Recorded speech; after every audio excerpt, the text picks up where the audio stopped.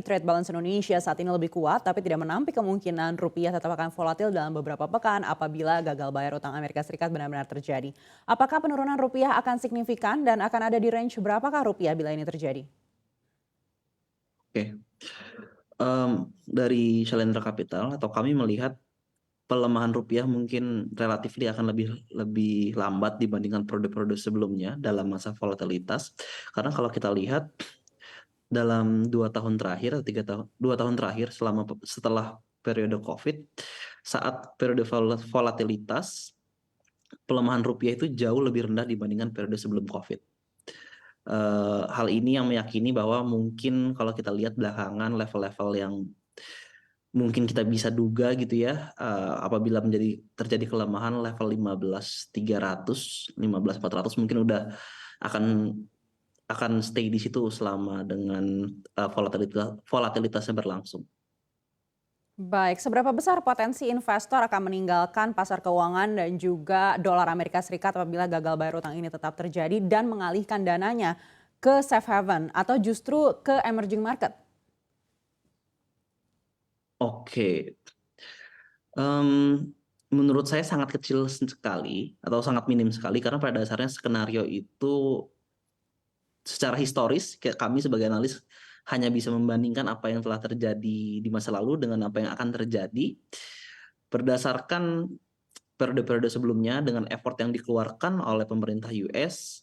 Sepertinya skenario itu akan sangat sulit terjadi kecuali kayak dalam secara politik either Republik ataupun Demokrat memberikan tanda-tanda bahwa tidak akan ada sama sekali deal yang akan terjadi. Nah, kalaupun itu terjadi, let's say dengan yang probabilitas sangat kecil, menurut kami ini akan memberikan impact yang sangat besar karena sebagai world reserve currency kita US, dia itu memang dijadikan mercusuar sebagai base investment. Jadi kalau itu terjadi perubahan rotasi dari sisi developed market khususnya, uh, porsinya mungkin akan sangat berubah dan itu akan berdampak juga ke Indonesia. Tapi menurut kami, again, probabilitas itu akan terjadi mungkin sangat minim. Baik, seperti apa Anda lihat potensi aliran dana ke emerging market seperti Indonesia dengan kondisi Amerika Serikat yang juga masih terancam gagal bayar utang ini dan kondisi di Indonesia di mana kita mempertahankan suku bunga acuan di 5,75%. Oke, kalau spesifik terhadap Indonesia, mungkin Indonesia itu salah satu negara di emerging market yang berhasil menarik investor asing. Karena kalau kita bandingin dengan emerging market lain tuh relatifly mereka masih outflow walaupun nominalnya sangatlah minim ya. Kita itu sudah berhasil about tahun ini itu sekitaran 1.200, 1.500, 1,2 atau 1,5 billion dibandingkan dengan 2 tahun sebelumnya juga about 8 billion. Kenapa? Karena pada dasarnya again yang saya sebutkan Indonesia tuh dalam 3 tahun terakhir tuh sangat berbeda dibandingkan pre-COVID. Yes, kita masih domestic oriented, tapi our current account khususnya dengan stream activity kita itu significantly improve. Terus dari sisi fiscal deficit juga kita salah satu yang cukup prudent karena pada dasarnya kita diatur di undang-undang untuk kembali ke bawah 3%.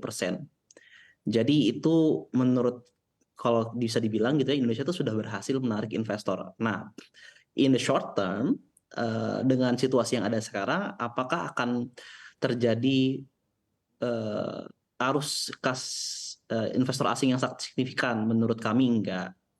Sampai ini clear dan menurut kami parameter yang akan menjadi patokan apakah akan terjadinya foreign flow yang signifikan adalah timing atau kapan FOMC akan melakukan pembalikan kebijakan terkait kebijakan moneter mereka. Karena pada dasarnya capital yang employ di US ataupun di Euro itu masih sangat besar, masih overweight dibandingkan yang ada posisinya di global equity market lainnya. Baik, Pak Rizky kalau bicara dengan perbandingan Indonesia dengan negara-negara lainnya di ASEAN, apakah Anda lihat aset keuangan kita masih lebih menarik? Oke, untuk tahun ini menurut ya again ini mungkin kalau tahun lalu kita bisa bilang IHSG sangat menarik compare to other region gitu ya. Karena pada dasarnya our earnings growth itu sangat lebih tinggi dibanding kayak nomor 2 atau nomor 1 gitu dibandingkan emerging market. Untuk tahun ini menurut kita ada beberapa contender untuk regional lain yang mungkin bisa menyamakan return-nya ke Indonesia. Kenapa? Pada alasannya normalisasi pertumbuhan laba di IHSG udah kelihatan. Tapi at the same time valuasi yang tercermin di IHSG itu relatifly cukup murah dibandingkan 10 tahun ke belakang. Kita itu berada di 13-14 kali PE.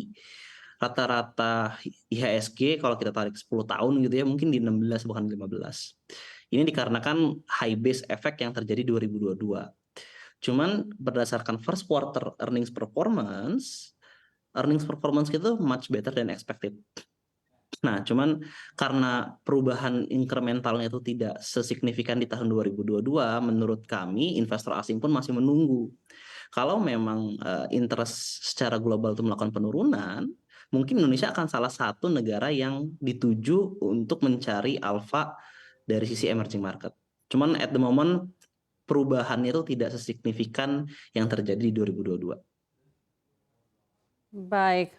Dan seperti apa sektor-sektor yang akan menjadi pilihan dari investor apabila akan terjadi capital inflow yang lebih deras lagi ke Indonesia?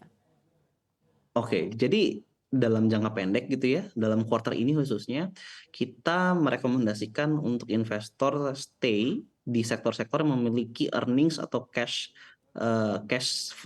flow dengan quality yang baik.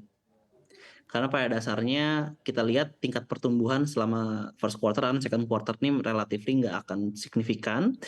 Dan volatilitas juga relatif masih tinggi, jadi better stay dulu dengan sektor-sektor defensif dan avoid untuk sektor-sektor yang highly leverage. Nah, tapi memasuki fourth quarter nantinya, menurut kami akan ada upside dari sisi IHSG, khususnya kalau di level sekarang gitu ya, di level 67, 66.